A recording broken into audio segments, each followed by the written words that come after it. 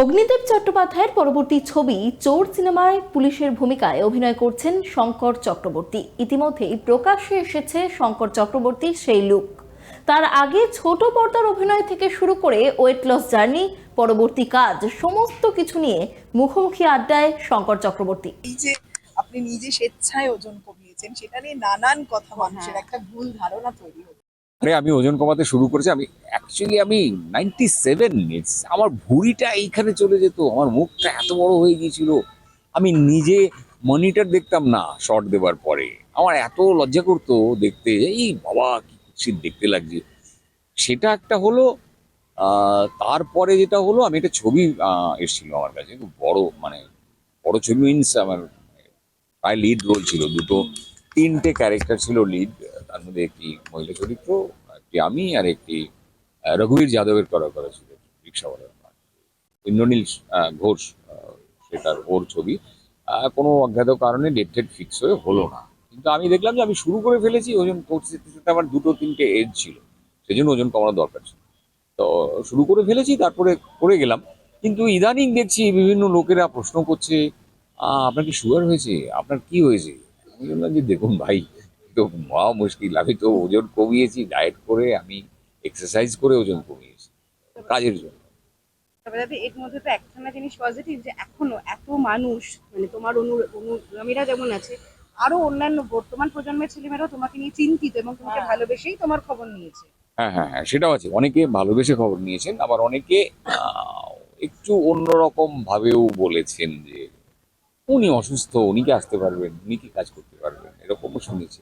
ফলে আমি বাধ্য হয়েছি কালকে পোস্টটা করতে। দাদা, এই কারণে কি অনেকগুলো কাজ, মানে আপনি যেটা বললেন, যেটা বলা বলি হয়েছে, শোনা, মানে মানুষের থেকে না শুনে যার সম্বন্ধে বলা হচ্ছে, অনেক সিদ্ধান্ত নিয়ে নেওয়া হয় তাদের। সেটা হয়তো পেছনে হয়েছে, আমি জানি না, আমার সামনে কিছু হয়নি। কিন্তু রিসেন্টলি দুটো সিরিয়াল থেকে আমাকে অনেকে প্রশ্ন করছে, আপনি কেন সিরিয়াল করছেন না? আমি করছি না নয়, আমাকে নেওয়া হচ্ছে না, বাদ দেওয়া হচ্ছে।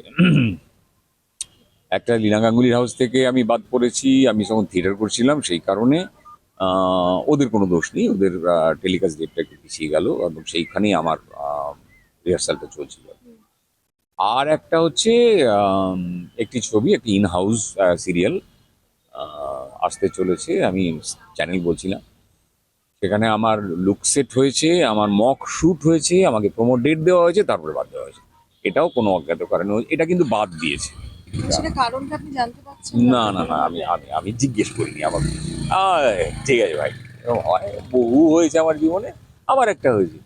নিশ্চয়ই আমার থেকে বেটার একটা নিয়েছে ওরা।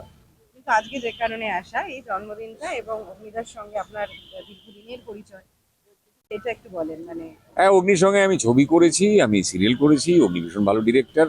আবার একটা ছবি করতে চলেছি, অনেকদিন পরে অগ্নি নিজে ছবি করছে, আশা করছি খুব ভালো হবে। আর অবশ্যই রাজেশ শর্মার মতো অ্যাক্টর আছে, বরুণ চন্দ্র আছেন, বিপ্লব চ্যাটার্জি আছেন, আহ, দেবলীনা কুমার আছে, অঞ্জনা বসু আছে, বিশ্বনাথ আছে, প্রচুর বড় বড় কাস্টিং ছবির।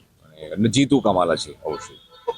অগ্নিদা বললেন যে এই জন্মদিনে বিশেষ প্রাপ্তি আপনার মতো মানুষের সঙ্গে কাজ, এবং আপনার ফটো শুটটাও যখন সুদীপাদি পাঠিয়েছিলেন, বললেন যে আপনার মতো মানুষকে, মানে মানুষের সঙ্গে কাজ করতে পারে, একটা চরিত্র দিয়ে দারুণ খুশি। সেখানে বাদ পড়া, মানে এই দুটো কি কোথাও একটা ভালো লাগা এবং খারাপ লাগা দুটো মিশিয়ে দাদা এই একসঙ্গেই আছে, বয়স? অবশ্যই অবশ্যই। আর ওই রকম একটা আহ, জায়গা থেকে বাদ গেলাম, সেটা জন্য দুঃখ হয়েছিল। তারপরে আমার মেয়ে খুব পজিটিভ, ও বলে বাবা এটা হারিয়েছো মানে তোমার বড় কিছু আসছে, তোমার আরো ভালো কিছু আসছে। আমি সেটা বিশ্বাস করি।